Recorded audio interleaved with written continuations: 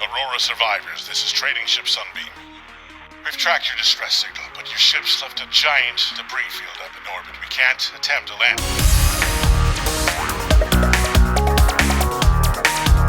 So, hello comrades, how are you doing? I'm JJ and welcome back to another Subnautica's news and updates video. I'm using Facecam for my Subnautica news and updates video. I know I haven't used that for a while, so comment in the comment section, should I remove it and you don't want to see my ugly face anymore, or should I leave it and for the next Subnautica news and updates video you want to see my beautiful or ugly face. As always, I have my beautiful notebook where I have written some entries, and before we jump to the most awesome one, and I'm pretty sure you already understand from the title and the thumbnail of this video, I want to cover other really cool updates in Subnautica. On the top right corner of the screen you can see that the Sunbeam will arrive in 32 minutes, which means that we have the exact same amount of time to go with our updates. For the first update we need one of these, a huge chunk of material. In this particular situation it is quartz. So what we're going to do, we are going to spawn the exosuit, and apparently I have glitched the exosuit because I cannot get out and I cannot get in. You know what, we can go into a free cam mode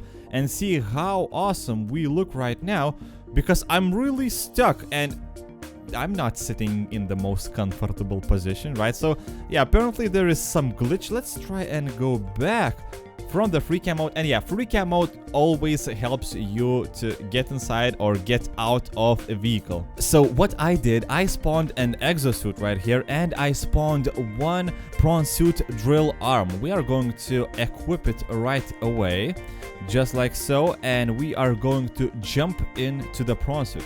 Now if we approach the quartz, you can see the awesome icon near the quartz crystal, so that indicates that we can actually drill the quartz or pretty much any other material in a huge chunk. It is cool and everything, but right now we are going in a survival mode because, well, sadly, but we are going to die.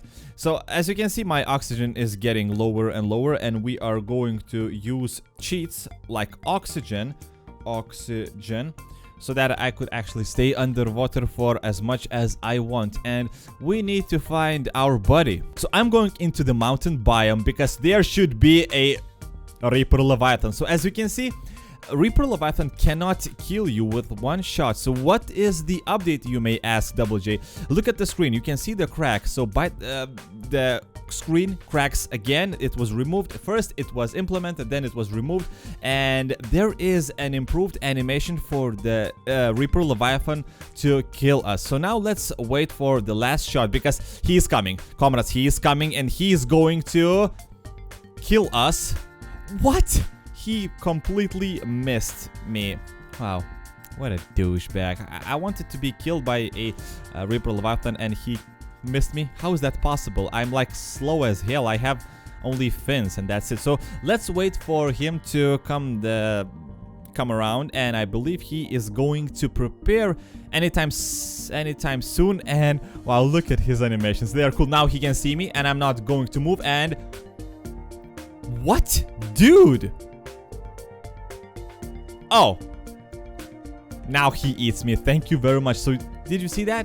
Those animations were improved and they look really awesome. So yeah, Reaper Leviathan misses me 2 times in the row. How is that possible? He is one of the most lethal predators in Subnautica, which is actually really awesome. So yeah, the animations for the Reaper Leviathan kill animations were improved. Also the cracking screen. So right now I'm going to talk a little bit more because we are going straight into Subnautica Encyclopedia, and I believe Databank it's called right now. So Encyclopedia was changed to Databank.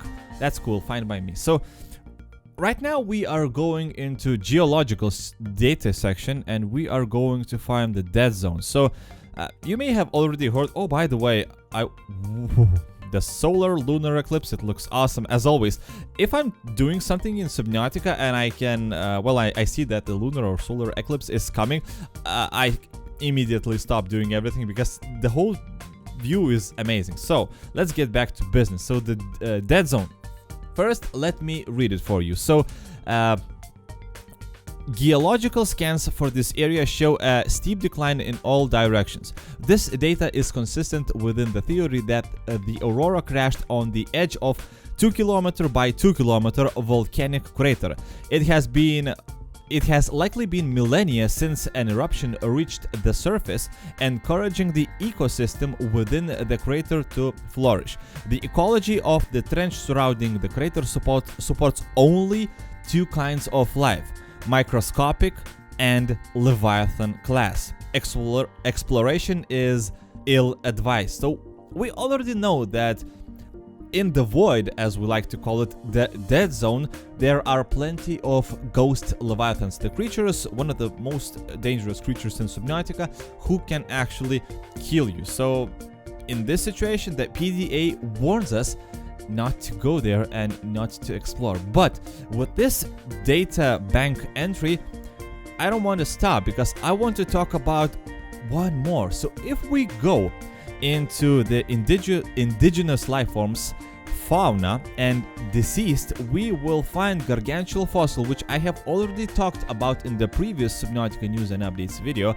It is awesome, it is cool, but one thing caught my eye. So we know that the gargantuan fossil is dated at approximately 3 million years old, which is a lot.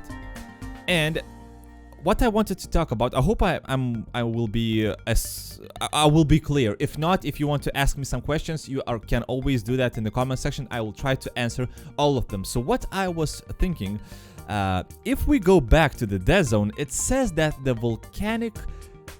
volcano erupted and it took a millennia since the eruption reached the surface, which means that it took 1,000 years. Millennia is, if I'm not mistaken, 1,000 years. So that means that the whole crater grew and it needed 1,000 years to reach the surface. So my theory is how the gargantuan fossil actually occurred in the Lost River, which is not very deep, 700 meters, something like that, 700 meters.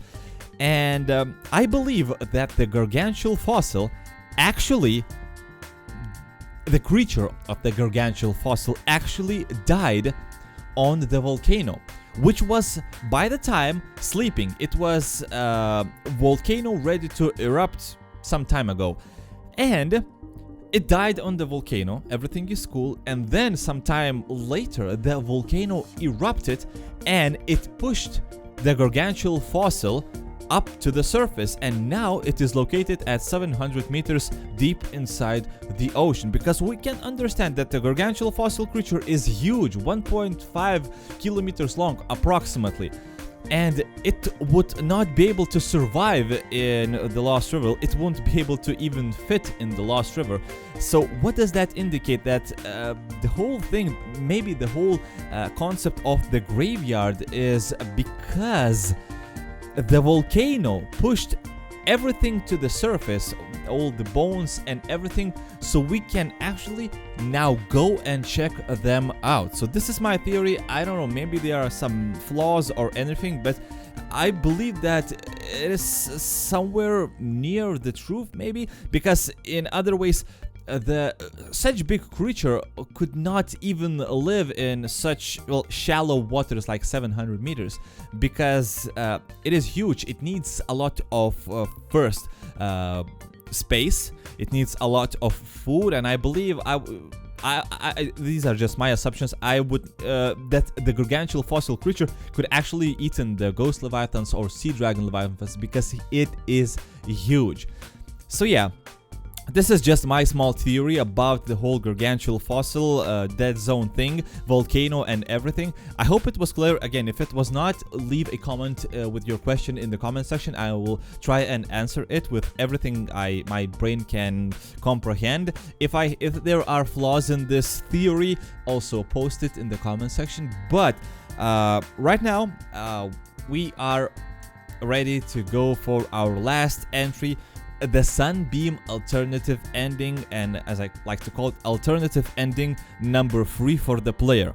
So you may have already seen my previous videos with the Sunbeam alternative ending. I remember the first one got a lot of hate, but now you can actually understand that it really happens. The Sunbeam has alternative endings, and yeah, I remember I got tons of hate with that video, and yeah, now you can go and remove your dislike on that video. Thank you very much. So yeah, you know what, again, with those alternative endings, so for the player you can experience 3 of them.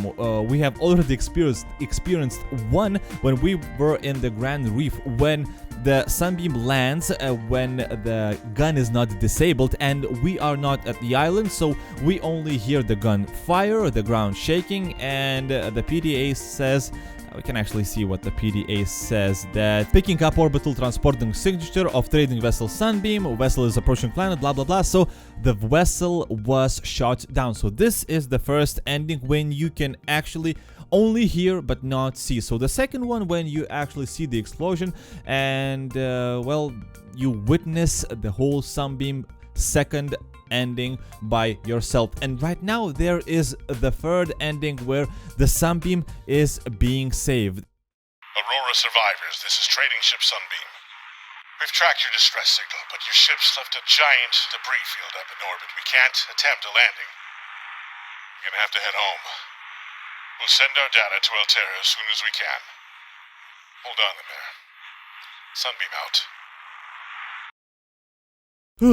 Avery Quinn saved. Cha-ching, achievement unlocked. That is cool. So yeah, comrades, I believe this is going to be the end for this episode. I hope you did enjoy it. We actually finally heard how the most awesome Subnautica Sunbeam ending is going to happen, and that is really cool. Saving people is what you need to do pretty much everywhere. So I hope you did enjoy this episode. If you did, leave a like on this video, share this video with your friends if you of course have any, and as always, comrades, I'm going to see you all tomorrow in the next episode.